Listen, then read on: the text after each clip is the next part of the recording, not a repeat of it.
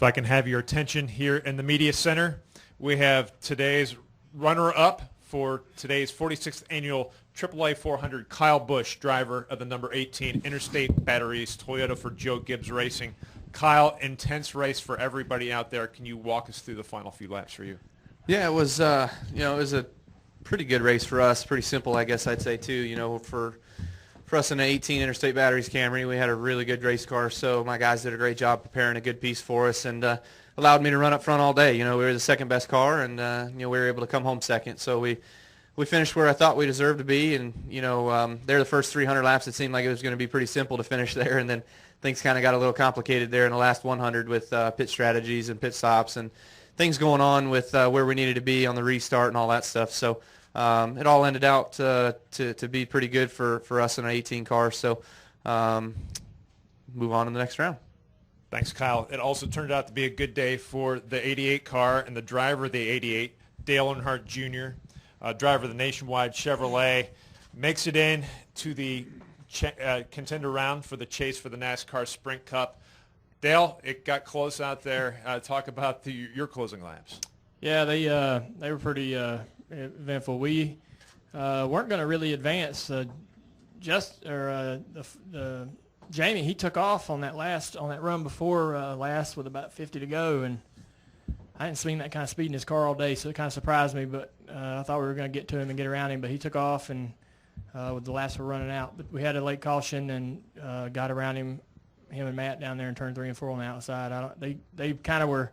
Jamie was trying to squeeze down in front of Matt into turn 3 and get to the bottom, and they really slow rolled that corner for some reason, both of them. And I just went to the outside because it was about the only shot I had to pinch anybody down, pinch Jamie down if I could get to his quarter panel, and that's how it worked out. So we had a pretty good car. I thought we were about the 3rd to 5th best car, and we just fought all day for track position, and we passed a lot of cars and had a lot of fun. Good deal. We'll open the floor up now for questions. We'll get a wireless mic to you. Please state your name and affiliation. We'll start with Mike and then go to Kyle. Mike Henry, USA Today. Dale, did you actually have a loose wheel, and were you going to have to come in if that caution hadn't come out? Yeah, the left rear was falling off. I was a couple laps from coming. It was shaking real bad in the corner, and it started shaking on decel, and I knew it was a matter of time before it was coming off. It wasn't going to make 50 laps. We had 50 to go at that point, and I wasn't going to bash my head against a concrete wall somewhere for a damn loose wheel, so he was coming sooner or later. Okay, we're going to go next to Kyle and then back to Joseph. Kyle Magda, Race Chaser Online. I have one for Kyle. Just want to go back to that last pit stop. I know you took 4 tires. Kevin took 2, and you said that he had the second best car, or you had the second best car, excuse me.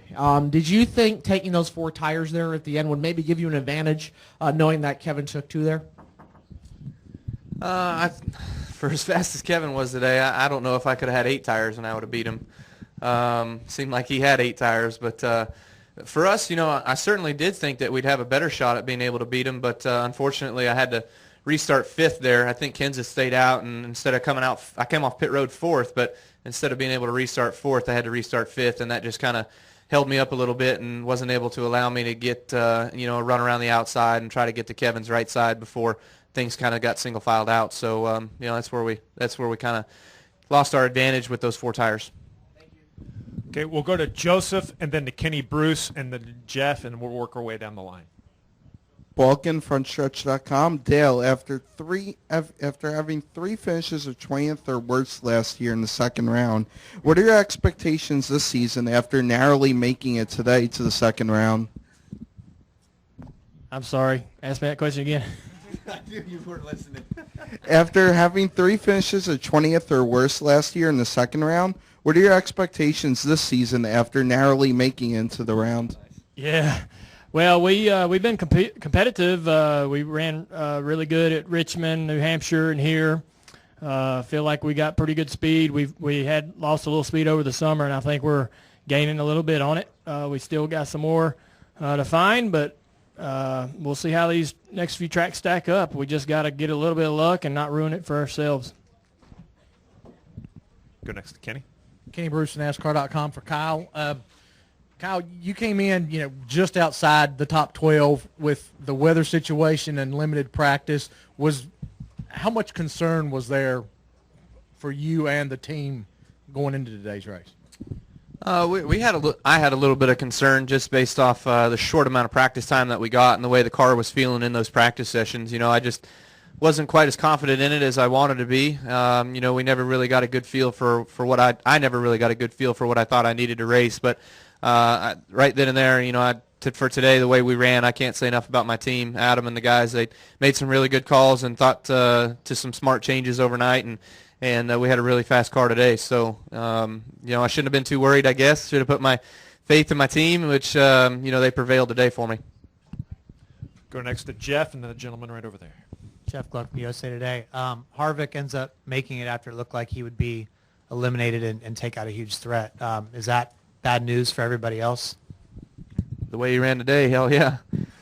You know, that was a guy that we wanted to knock out. You know, that's a guy that can win all these races, and you don't want to have to compete against a guy like that. But you know, that's why they're as good as they are, and they were last year's champion. You know, so they're going to have an opportunity to continue on. We'll see what happens. You know, there's still 2 more rounds to figure out who's going to make it to Homestead.